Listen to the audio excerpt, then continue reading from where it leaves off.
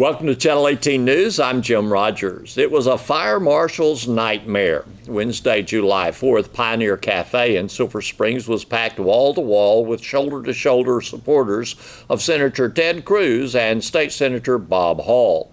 The Republican U.S. Senator and State District 2 Senator, both incumbents, were on a whirlwind tour of Northeast Texas when they made the hour-long stop in the city. Across Main Street, an approximate gathering of 10 to 15 supporters of their Democratic opponents expressed their support for their candidates. In conversation with District 2 State Senator Hall, he said his opponent, Kendall Scudder, was making education an issue. However, Hall, a member of the State Education Committee, said his opponents are putting out a false narrative. Well, here in Silver Springs on the 4th of July, what brings you to Silver Springs? Well, it's a good event with Ted Cruz being here. We've been together this morning. We did two parades, one in Heath, one in Rockwall, and Ted was in Rockwall. And going through this part of East Texas, and he wanted to stop in Sulphur Springs, so last week we set it up for him to come here. All right. Silver Springs is kind of an interesting place for Republicans, isn't it? It certainly is. It's stronghold for Republicans. Very, very strong. You can tell that by the turnout here today. On the 4th of July, we've got this place packed. Right.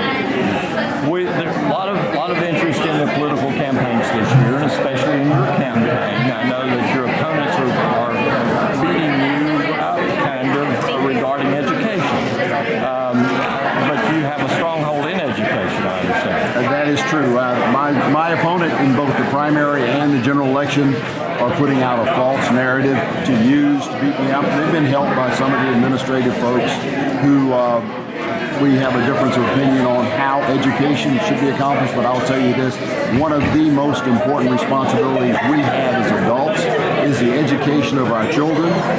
They deserve it, and the most important person in our education system is the student, and the most important employee is the teacher. And what we need to get back to is a student-teacher-centric education system, not the institution-centric system we have today. We need to get the focus back into the classroom where teachers are paid for performing, and they are the best paid in the system. Right now, they're the lowest paid of the professionals. And those are some of the changes we need to make. And why my opponent wants to beat me up for that is he's really hurting for something to talk about. Do you have some steps to take for education? Yes, we are looking at a number of changes. I was one of those that helped get the amendment on to reassess how we should go about school financing with the commission. I expect to see changes coming out of that. We need to get emphasis back on teacher pay, merit pay, better pay for our teachers. It's ridiculous that teachers are having to buy school supplies out of their own pocket. I've got a bill that we're working on that would require the districts to provide enough money so teachers don't have to pay for it themselves. We're looking at getting away from reducing some of the data collection that's being done on students, and a number of other things like that. But our work is focused on bringing the emphasis back on performance in the classroom. U.S. Senator Ted Cruz played one-on-one basketball with Jimmy Kimmel after Kimmel said the reason the Houston Rockets lost the NBA playoffs was attributed to Cruz. Cruz told that story as he introduced his statements regarding the successes of this past year's Senate work. I found myself playing one-on-one basketball with Jimmy Kimmel. That's true. And I'll give you the backstory because I promise you if you were to wager on things that were likely to happen, that would not have made 1 in a billion. But the backstory was I'm a die-hard Houston Rockets fan. And the Rockets, tragically, we came just short of the Western Conference Finals. We lost in Game 7 to Golden State. The next day, Jimmy Kimmel went on TV, began making fun of us. And he said the reason the Rockets lost is because Ted was at Game 7. He was at the game, and that made him lose. And so I got kind of ticked off. And I figured, well, rather than getting that, let's have some fun. So I sent out a tweet I said, all right, big guy, you talk a good game. Let's settle it man-to-man, one-on-one hoops. The loser gives $5,000 to the charity, the winner's choice. Well, Jimmy accepted. He got on a plane, he flew to Houston. We did it at Texas Southern University, TSU. Had 6,000 people come out to the game. As I observed that day, never have so many people gathered to watch so little talent basketball. And it was an ugly game. I think there were 1,000 fouls in that game. We beat the living daylights out of each other. But at the end of the day, the score was Cruz 11, Kimball 9. And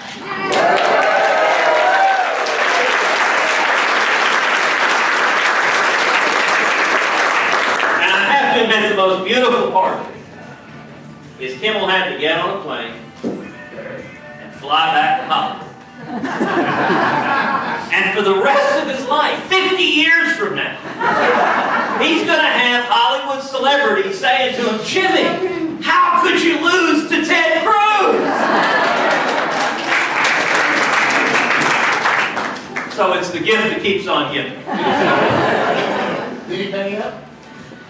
He did. We ended up raising over $80,000 for two wonderful Houston charities.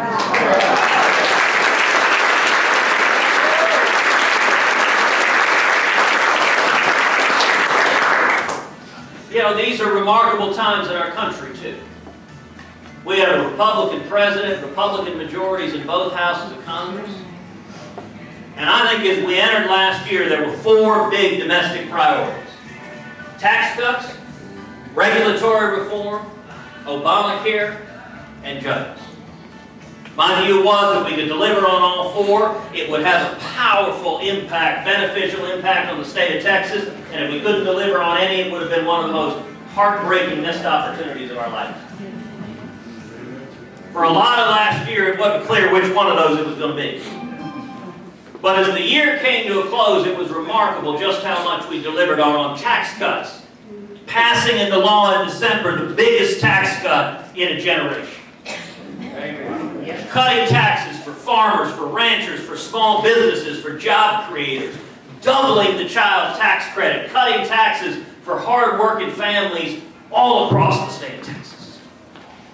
Doubling the standard deduction, which means starting next year, 90% of Americans will fill out your taxes on a postcard.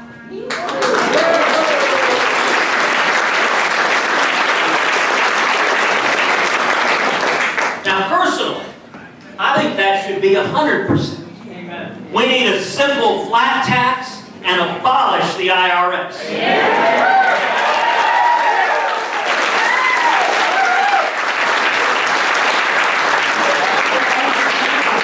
But 90% is a very good start.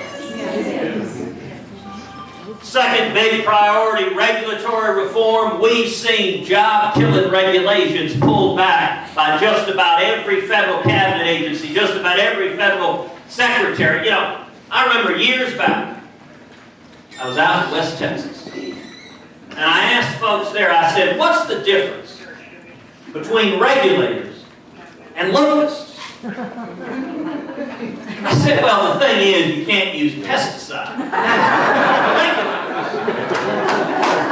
And this old West Texas farmer, he leaned forward and said, want bet?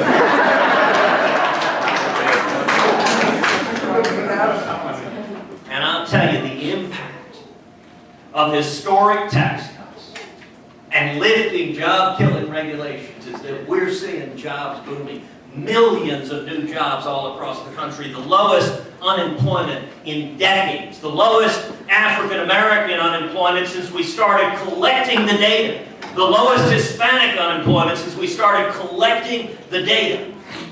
There are now more job openings than there are people actively seeking jobs.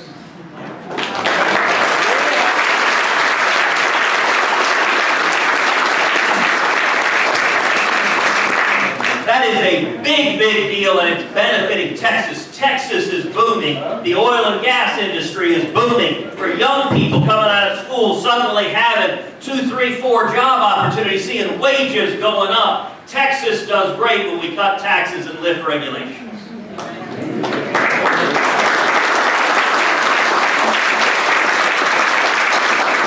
The third big priority, Obamacare. Clearly the biggest unfinished commitment Republicans have. But even that, it is worth noting, we did manage to come together and repeal the Obamacare individual mandate.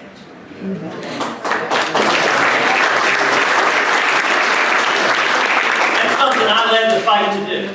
Back last fall, nobody in Washington thought it could happen. There were maybe 6, 7 senators supporting me in that fight. They all said, we can't do that. And yet by December, we made the case publicly to lift those IRS fines on 6.5 million Americans who can't afford health insurance. Don't hammer them and make it worse by fining them. And we brought together all 52 Republicans and repealed the individual mandate.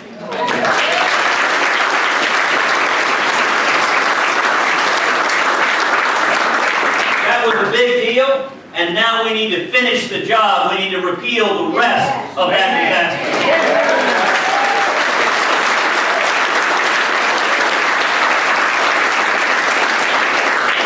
And number 4, judges, one of the greatest victories of this administration.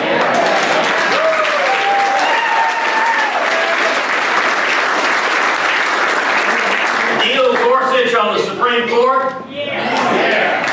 Strong constitutionalists on the federal courts all across the country. Do you know, last year we confirmed more federal appellate judges than any first year of a president's term in history.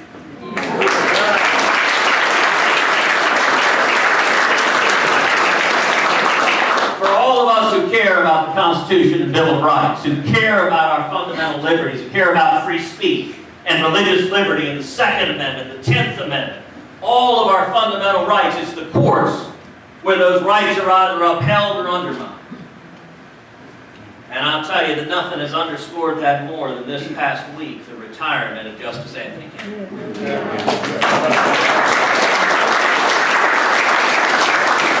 This appointment could well prove to be the single most consequential event of the entire Trump presidency.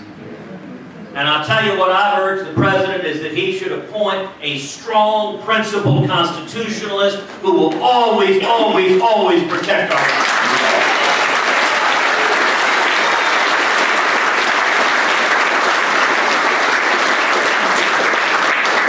Next couple of months, I'll do some fortune telling.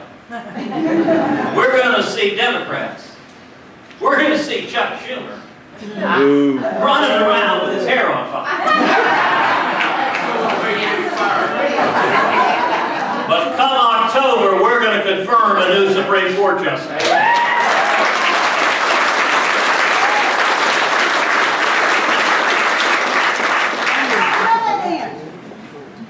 What? But I said, let's put Willett in.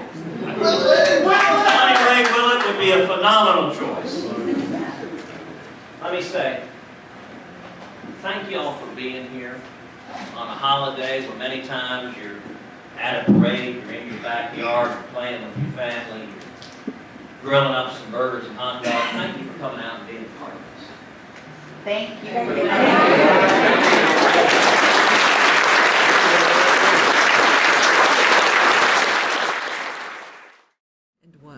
The Hopkins County AgriLife Extension Office is holding a community health talk roundtable discussion about health and animal health and how it affects humans. That's Friday, July 6th. Here's Mario and Johanna. It's actually a new design that we put together with our volunteers after a series of, brainstorming, new concept that we're working with. It's called Community Health Talks, and there will be 2 sessions that we're working with, and the first one is coming up tomorrow. Will be tomorrow afternoon at 6:30 p.m. So we would like to have everybody to come over and have some questions related to health. The first session is related to animal health and those potential challenges for humans and pets. Okay. So this will be at the Extension office? Yes, and it will be at 6:30. We'll have refreshments. When our committees met together, they all said, "Oh, we need to address health." And I said, well, health is a very broad topic because I do nutrition, I do diabetes. And they said, well, we're thinking more on animal health as it relates to humans and also other things that are not commonly thought of. And so that's how we came up with the first topic, which is Mario's wife, Dr. Leah Larson. She's going to be talking about diseases that can affect pets and animals that could potentially affect human beings as well, such as rabies. Of course, now's the time for mosquitoes, and we think about Zika and things like that. So that will be the first part of that conversation, and we do call it a roundtable because we do want people to come and discuss. And then the second part of that, I know the publicity went out. We had to flip-flop a couple of speakers, but the second part of tomorrow evening, which is July 6th, we're going to be talking about the cottage food laws and the food handler certification and safe food handling, because this is the time of year when a lot of people are getting things from their gardens. They're thinking about canning and perhaps selling some of their products. And so there are some guidelines that they are supposed to follow according to the cottage food laws. I have a copy of that, and if they want to ask questions, what's required on the label of those products. So I think this is really a hot topic. Okay. So that will also take place on July 6th. So that was one of the changes. It was originally scheduled for the following week, but it will be on July 6th. So if any of your listeners are interested in the farmers market, selling their products at stands, I think they would benefit greatly from coming on July 6th to hear about the current Texas cottage food laws. And also I can give them information on their food handler certification, because those people who sell food products in the fall festival, it's not a fall festival rule, but it's my rule that they get their Texas food handlers just to protect themselves and the public. Okay. And so it's just a good thing to have. Well, that's good information. So people coming, as you mentioned, it's a roundtable, can ask questions when the speakers, Dr. Larson and who else is going to speak? Well, it'll be me. Okay. On the I'll have some information available there. Then the information will spur some questions from the audience. And that's the intention. We start talking about vaccination of pets, what rabies is, and from there on, if somebody has any concerns why we do it, there is a health program actually why we vaccinate pets. But we feel like it was kind of like a gap that it was missing there, because at the time they go to the veterinarian, they might not have the time to actually learn all that is needed. So having a professional in the field, we feel like it was the opportunity for everybody to have a consultation time to actually have those questions. What is this or what is that, or those differentials that might be needed. Well, we hear more and more, and just on the Texas news, I heard just a bit this morning of more and more animals kind of coming into our realms and our yards, etc., that could possibly bite a pet, and then that pet would absolutely, and that's one of the major concerns. We know that wildlife is one of the most significant sources of rabies, and there's a significance between if it's a raccoon or if it's a possum or if it is something else. Making that change. And sometimes it's hard because, the physiology gets so used to be close to humans that they start behaving in a different way. And that's the whole idea. We start talking about a deadly disease in humans that has a reservoir in our wildlife. And understanding how it works and how to prevent it is critical. I know we think of small animals, but I would have many questions for Dr. Larson about that. Right. What sorts of animals might actually be able to be exposed and carry the virus, right? And then how humans can be affected. Well, especially the other day, I was thinking about this subject, and I was driving into the extension office, and I saw an opossum walking in the middle of the parking lot, and it got me triggered how many people have interacted with wildlife, that normally is supposed to be walking around in the middle of the day, and that's a sign that there's something affecting that brain that is not normal for a normally shy creature to be walking in a parking lot in the middle of the day. And it happens to be the possums are not really a reservoir of the virus, but they're a reservoir of other things that people need to be aware of. Well, Dr. Larson, she has her vet office kind of across from Brookshire's, and she loves to talk about things affecting animals. She's very friendly to anyone, people who bring their pets in, to educate people. That is correct, and I think that's the primary idea of this session, that they see the veterinarians as a source of information, not just a checkup of the pet and what it needs to be. And so anybody who has some questions about vaccinations, why we vaccinate pets or how we vaccinate ourselves, I think would be very interesting for them to come over and start talking about it. And how do they think, the liaison happens? So this is tomorrow evening. Yes. Okay. 6:30 at the Extension office. And as I mentioned earlier, we will have refreshments. So they probably will want to eat before they come or eat afterwards, but we will have some refreshments. We have a volunteer that called and said, I want to come to both sessions and bring some cookies.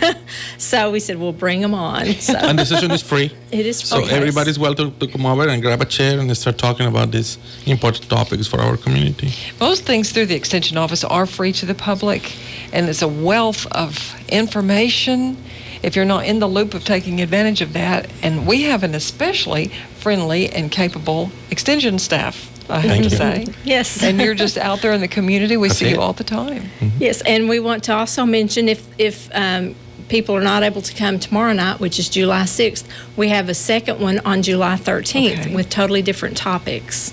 And that evening, we will have Danielle Altenbaumer. She's from the Department of State Health Services, and she will talk about vaccinations for humans, clearing up some of the misconceptions that parents of small children may have. Also, she'll tell what we need when we need it, such as flu, pneumonia, shingles, all of those different things. Who needs them, when they need them. So she'll answer all questions concerning human vaccination. So that should be very interesting.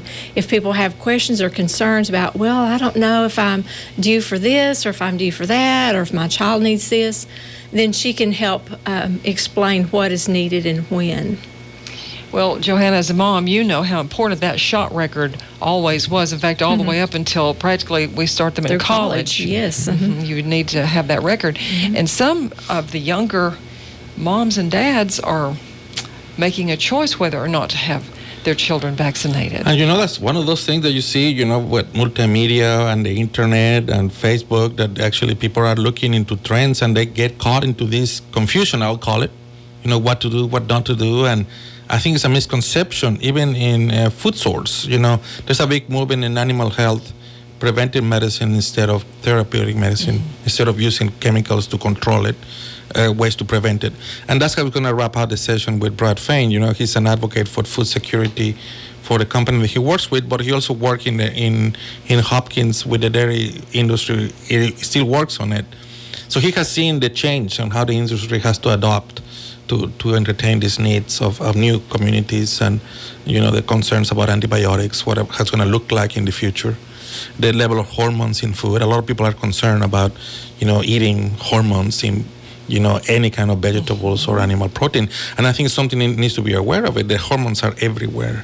Even vegetables are there. So he has a couple of great topics to talk about that and put it in reality, that myth of what is healthy and what is not. Yeah, and people need to realize that the U.S. has one of the safest food sources in the world. But there are some misconceptions out there, and yes, there are some food recalls, but they catch them early. So anyway, Brad is going to help explain about animal health and how that's being addressed. And certainly that does affect every single one of us, like you were saying, Mario. If we eat, then we're involved in this issue. Absolutely. And I think that sometimes that confusion can create some concern to stop consumption, and absolutely it's not the point. You need to be an educated consumer and have the fundamentals of education on your side to make sound decisions. Your speakers, Dr. Leah Larson, who is a local veterinarian for tomorrow evening, and Brad Fain, who is from Hopkins County. Right, he works for Ch.18. He's going to be next week. And then not Paula, but Mrs. Altabomber, the other Danielle. speaker, are all Hopkins County people? Danielle is from nearby. She's Okay. not Hopkins County, but she's nearby, Okay. and so she's very knowledgeable. As a matter of fact, I have a friend that works at DSHS, and she immediately recommended Danielle to us, and she said she's your person, and so Danielle has graciously accepted to come.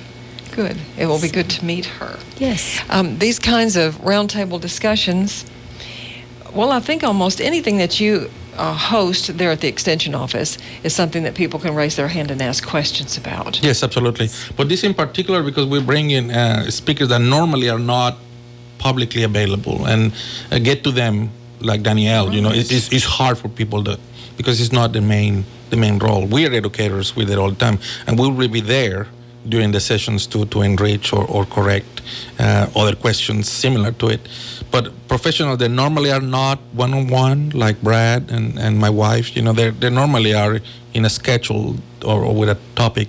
They usually don't entertain public questions, but they love to do it. So we give them an opportunity to interact with non-clients or non-professionals in the field and answer some of those questions that pertain to them.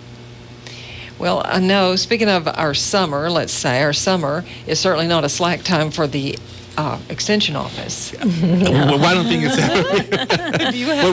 we love it. I think it's one of those things that keep you going, you know, and bringing topics like this and start people coming over and attend our programs is the way we enjoy ourselves. So You were very busy during Dairy Festival. Yes. And lots of fun in that. The Whipped Challenge was a lot of fun, Johanna. Yes, it was. People came up to me afterwards and said, this could get as big as the ice cream freeze-off. I said, no, it can't. There's no feasible way we could handle that many teams. But it was a huge success, lots of fun, a lot of hard work, but it was fun. Well, so we hope to see everybody who might have a question, concern, or misunderstanding related to these topics to swing by, have a cup of coffee, some cookies, and just listen to the presenters and bring some questions. The setting is with that idea that people can interact with the professionals in place. And Roundtable discussion series called Community Health Talks, and it starts tomorrow evening in Hopkins County 6:30. at our Extension office. We just say Extension office, Texas AgriLife Extension Service offices. 1200B Houston Street, right next to the Dairy Museum in front of the high school. Okay. And as summer will be winding down, what about 4-H, signing up for 4-H? Is that months Oh, yes. away? Or No, is It's it actually very close, a month Yeah, away actually, from that. we're taking a group to multi-county 4-H camp next week. Well, I will be. Mario will be at his state conference with ag agents. But the following week, we will be hosting a group from Montana, a group of 4-H kiddos from Montana later this month. And then about mid-August, we will open up re-enrollment for 4-H. The official 4-H year is September 1st through August 31st. And so we'll really be pushing 4-H enrollment a little bit later. We don't want them to try to register now because the system won't take them this early. But it will open up mid-August. It's for kiddos grades 3 through 12. And right now we have 5 clubs here in the county. We have them in just about every area of the county, and the clubs are ready to roll. We just have to get our kids that are currently members re-enrolled, and then any new kiddos that would like to be involved. We have a very active 4-H program, and we'd love to have anyone who would like to be a part of that. They can call our office at 903-885-3443. Thank you, Johanna, and thank you, Mario, for coming welcome. in and all that you invite us to do over at the Extension office. Absolutely. Hope to Thank see you. everybody. Appreciate you for. Texas Health and Human Services have contacted local governments across Texas in their continued efforts to safeguard communities against Zika virus and other mosquito-borne illnesses like West Nile and dengue. With an ongoing risk posed by these illnesses, Texas Human Health and Services is promoting mosquito bite precautions and asking residents to take action to reduce mosquito breeding grounds in the community. The risk of these diseases increases with mosquito activity in Texas warm weather, Pregnant women are particularly at risk of Zika because the virus can cause birth defects in unborn infants. Texans are asked to coordinate community cleanup of the areas that collect water and allow mosquitoes to breed around homes and public areas. Local health departments across the state are planning for responding to Zika and other mosquito-borne illnesses. Steps to prevent Zika also reduce the spread of other illnesses. Football season tickets for the 2018 Sulphur Springs Wildcat home football game season goes on sale July 30th through August the 3rd. The package of 5 home games will be $50 for the chairback seats, $40 for the new railback seat section. The only Wildcat scrimmage this year will be Liberty Ilo on Thursday, August 23rd at Gerald Prim Stadium. Home games at Prim include Lovejoy, Terrell, which is homecoming, Forney, Corsicana, and Kaufman, which is senior night. Tickets will be sold at the high school media center. The first 2 days of season ticket sales, July 30th and 31st, are only open to those who held season tickets in the 2017 season and who wish to renew their tickets. On Wednesday, August 1st, those who have already renewed their tickets may upgrade their seating assignments based on the number of available seats. All remaining seats will go on sale to the general public on Thursday and Friday, August 2nd and 3rd. Hours for season ticket sale include Monday through Thursday, 8 a.m. until 5:30 p.m. Friday ticket sales will only be open 8 a.m. until noon. Those purchasing tickets are asked to use the Conley Street entrance on the east side of the high school. And again, tickets will be on sale in the media center at the high school. Thanks for watching Channel 18 News. Have a great evening. That has happened over and over and over again. It's maddening. It's a big part of the reason Donald Trump is president. And people were ticked off and wanted someone to turn over the apple cart and shake things up. That's right. You've done that. So I think the best answer to that, the best way to hold politicians accountable is the people. Is the people energized, informed, rising up. Look, what I said from the day I launched my campaign for Senate back in 2011, first time. I said every day, and I say today, hold me accountable. Hold all of us accountable to do what we said we would do, to honor our promises. That heat, Reagan famously said, if you can't make him see the light, make him feel the heat. and that accountability is powerful. It also gets more potent. Right now we have a 51-49 second. John McCain has not been in D.C. since December because he's gravely ill, and so functionally we have a 50-49 second. That is excruciatingly narrow. It means that any senator can hold everything hostage. One of the ways to overcome that is get a majority that's 53, 54, 55. You got a lot more leeway at those kind of numbers than at 50-49. Secondly, on health care, look, last year, all of us were frustrated out of our minds that twice we fell 1 vote short of repealing the law. I spent thousands of hours last year trying to bring Republicans together and get 50 to yes. We all remember 2 in the morning, one senator sitting there famously and then sticking his thumb down and killing him. That was magic. Yes. I think the answer again, I think it's twofold. Number one, I think there are important steps we can get done this year. We can get 50 Republicans on the same page to do things like repealing the employer mandate, things like expanding health savings accounts, things like letting people use health savings accounts to pay for premiums, which effectively reduces premiums 20 to 30%. But you put your finger on the real solution. The solution to all of this, the biggest thing people hate about Obamacare is it's caused premiums to skyrocket. Average family's premiums have gone up over $5,000 a year. I hear every day across Texas, I can't afford health insurance.